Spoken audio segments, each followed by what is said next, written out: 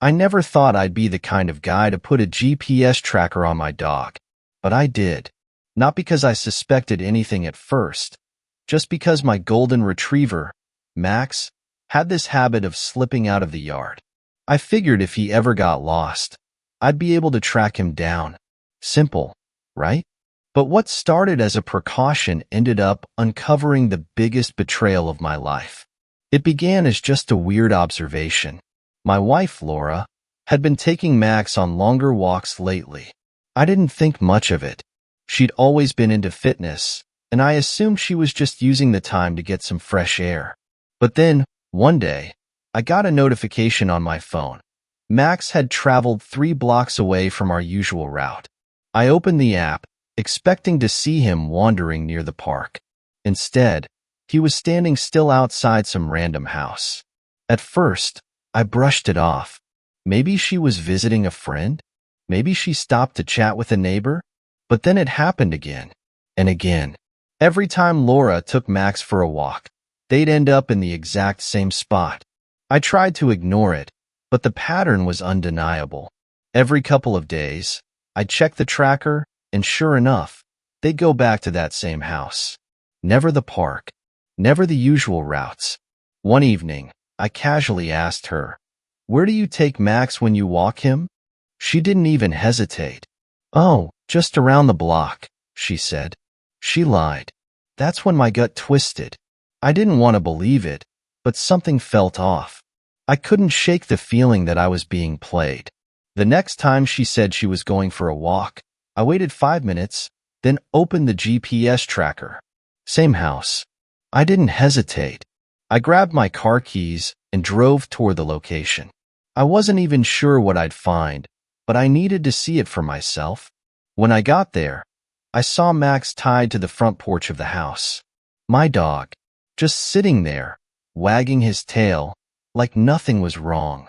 And inside, through the window, I saw her, my wife, sitting on some guy's couch, laughing. His hand was on her knee.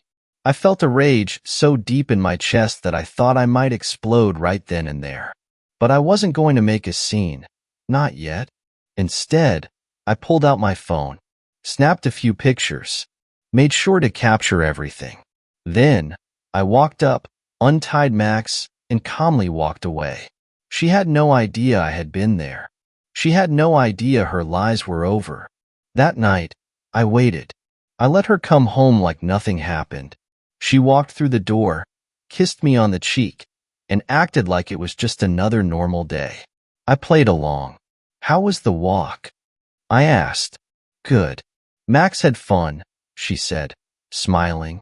I nodded. "Yeah? Funny. Because Max's tracker says you took him to a house 3 blocks away." Her face dropped. For a moment, she tried to recover. "What? No, that must be a glitch." I cut her off. "I was there, Laura. I saw you." Silence. She didn't even try to deny it. Her face went pale. Her mouth opened, then closed. Like she wanted to lie, but knew it was pointless. Finally, she whispered, "I'm so sorry." I laughed. "You're sorry? That's all you have to say?" And that's when it hit me. She had never planned to confess. If I hadn't tracked Max, if I hadn't caught her, she would have kept this going forever. I felt something break inside me. This wasn't just some stupid mistake. It was deliberate, repeated. She used my dog, our dog, as an excuse to sneak away and see another man. And I was supposed to just accept that? No. This marriage was over. Laura just stood there, silent, like a deer caught in headlights, like she never expected to get caught. I could feel my heartbeat pounding in my ears, but I refused to explode. I wasn't going to give her the satisfaction of seeing me break down. Instead, I pulled out my phone, opened the GPS tracker app, and held it up. "Explain this." She glanced at the screen, her eyes darting around the room as if searching for an escape. "It's not what it looks like." I almost laughed. "Not what it looks like?" I stepped closer. "So you're telling me you haven't been going to that house? That you haven't been lying straight to my face?" She swallowed hard. I was just visiting a friend. Right? I said, nodding. A friend whose hand was on your knee? Silence. There it was. The moment she realized she was completely caught, her shoulders slumped, and suddenly, the waterworks started. Tears. Sobs. A whole performance. I'm sorry, she whispered again. Sorry for what, Laura? I snapped. Sorry that you got caught. Or sorry that you did it? She wiped her eyes, sniffing like some kind of victim. It didn't mean anything. I made a mistake. A mistake. A mistake is forgetting to take the trash out. A mistake is burning dinner. This was a choice. A conscious, repeated decision to betray me. How long? I asked, my voice cold. She hesitated. A few weeks, she muttered. Lie. I knew it. The way she looked down, the way her voice wavered. This wasn't new. Try again, I said. Her lip quivered. A few months. Months. I clenched my jaw, my hands forming fists at my sides. I had spent months thinking everything was fine while she was out there sneaking around behind my back. And what made it worse? She used Max. She used our dog, our family, as her cover. That made my blood boil more than anything. I took a deep breath, letting the silence stretch between us. Then, I stepped past her, walked to the closet, and grabbed a duffel bag. She froze. What are you doing? I turned back, eyes locked on hers. Packing your things. She gasped, shaking her head. Wait, no. Can we just talk about this? Please. Talk? I scoffed. You had months to talk. You had months to tell me the truth. Instead, you snuck around, used our dog as a cover, and lied to my face every single day. She reached for me, but I stepped back. Don't touch me. Her face crumbled. I don't want to lose you. You already did. She tried everything, begging, apologizing, swearing it was over, saying she'd do anything to fix it. I wasn't interested. I tossed the duffel bag onto the bed. You have 1 hour. Tears streamed down her face. Where am I supposed to go? Not my problem, I said coldly, because at that moment, I felt nothing but disgust. Laura didn't move at first. She just stood there, blinking at the duffel bag like she couldn't believe this was real, like she thought I was bluffing. I wasn't. You're seriously kicking me out, she whispered. I crossed my arms. What did you expect, Laura? That I'd just forgive you? That we pretend this never happened? She wiped her face, shaking her head. It was a mistake. I swear, it didn't mean anything. It's over now. Over? I nearly laughed. You don't get to decide when it's over, I said. You made your choice. I'm making mine. She tried again. Can we at least talk to a counselor? Please. You should have thought about counseling before you decided to cheat. Her breath hitched. I could see the panic in her eyes now. The realization that she had no control over this situation anymore. I wasn't going to negotiate with a liar. She took a deep breath, wiped her eyes, and suddenly, she changed tactics. The sadness in her face disappeared. Instead, she straightened her shoulders, crossing her arms. So that's it? You're just throwing everything away? I clenched my jaw. No, Laura. You did that the moment you walked into that house. She scoffed. You're acting like I killed someone. It was just a mistake. People work through these things. I stared at her, feeling something snap inside me. Yeah, I said. Would you have worked through it if I was the one cheating on you?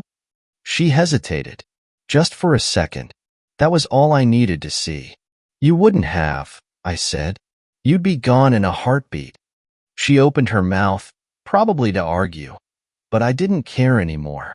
I picked up the duffel bag, walked over to her, and shoved it into her arms. You need to go. Now. She stared at me, searching my face for any sign of hesitation. She found none. Because I was done. She packed slowly, like she was waiting for me to change my mind. I didn't. When she finally walked to the door, she turned one last time. I never wanted to hurt you, she whispered. I didn't say a word, because I didn't care what she wanted anymore. She hesitated a moment longer, then stepped outside. And just like that, she was gone. I stood there, staring at the closed door. Max padded over, looking up at me with those big, trusting eyes. He wagged his tail like nothing had changed, but everything had. I reached down, scratching behind his ears. Guess it's just us now, buddy. He licked my hand. Loyal, faithful, everything she wasn't. I let out a long breath and sat down, feeling exhaustion settle into my bones. I didn't cry. I didn't scream. I just felt empty.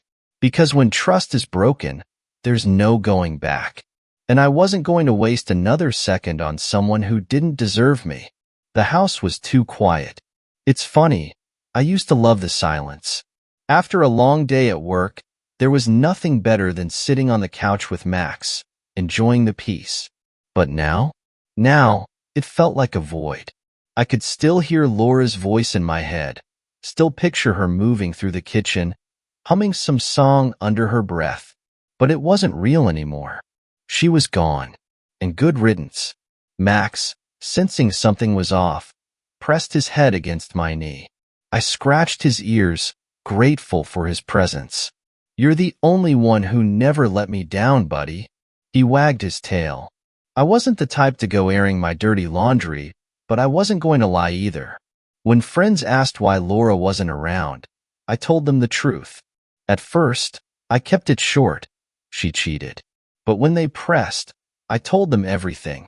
About the GPS tracker, about her walking our dog straight to another man's house, about how she used Max as an excuse to betray me. People were shocked. One of my buddies, Ryan, nearly spit out his beer when I told him. No way, man. She used your dog? That's a different level of messed up. Yeah, it was. Laura's friends, well, ex-friends now, reached out too. Some of them had no idea, while others had suspicions but didn't want to get involved. One of them, Sarah, admitted, I thought something was off. She was always making excuses when I asked to meet up. I should have said something. I didn't blame them. This wasn't their fault. But the fact that Laura had so many chances to come clean and never did, that stung more than anything. I should have expected it. A couple of weeks after she left, Laura called me. I didn't pick up. She left a voicemail instead. Hey, I just wanted to see how you're doing. I know I messed up, but I miss you. I miss us. Can we please talk? No, we could not. I deleted the voicemail without a second thought. But she wasn't done. A few days later, she showed up at the house. Unannounced. I opened the door to see her standing there, looking worn out, eyes red like she'd been crying. I just want to talk, she said softly. I didn't let her in. There's nothing to talk about. Please, she whispered. I hate how we ended things. Can't we at least try to work through this? I clenched my jaw. Was she serious? You don't get to hate how things ended, Laura. You ended it the moment you walked into that guy's house. She flinched. It wasn't like that. Yes, it was. She stood there, searching my face, waiting for me to give in. But I didn't. Go home, Laura, I said firmly. Tears welled up in her eyes. But I didn't feel bad. Not anymore. Because this was her consequence. I shut the door. And this time, I knew I'd never open it for her again. After I shut that door, I felt something I hadn't felt in weeks. Peace. No more lies. No more games. No more wondering if the person I loved was sneaking around behind my back. Laura was gone, and for the first time since this nightmare started, I realized I was okay with that. Max sat by my feet, looking up at me like he could sense the weight lifting off my shoulders. I reached down, scratching his head. Guess it's just you and me now, buddy. And honestly, that was enough. I wasted no time. The next morning, I met with a lawyer. I wanted this over with fast. No dragging things out. No second chances. Laura didn't fight it. She knew she had no leg to stand on. We had no kids, no joint debt, and I had all the proof I needed that she was the one who destroyed our marriage. When I handed her the papers, she just stared at them, her hands trembling. "Is this really what you want?" she whispered. I didn't even hesitate. "Yeah, it is." She bit her lip, looking like she wanted to argue. But she didn't. She just nodded, signed the papers, and left. That was the last time I ever saw her. The first few weeks after she was gone, I expected to feel lost. I expected to wake up every morning and miss her, to wish things had turned out differently. But you know what? I didn't. Instead, I felt free. I started doing things for me again. I hit the gym harder than ever. I reconnected with old friends. I took Max on long hikes, real ones, not the fake ones she used as a cover. And little by little, I realized that I was happier without her. Months later, long after the divorce was finalized, she sent me one final text. "I just want you to know, I'll always regret what I did. I hope you find happiness." I stared at the message for a long time. Then I deleted it, because I didn't need her regrets. I didn't need her guilt. I was already happy. She made her choice, and I made mine. To never let betrayal break me. To move forward. To be stronger. And most importantly, to never let someone like her back into my life.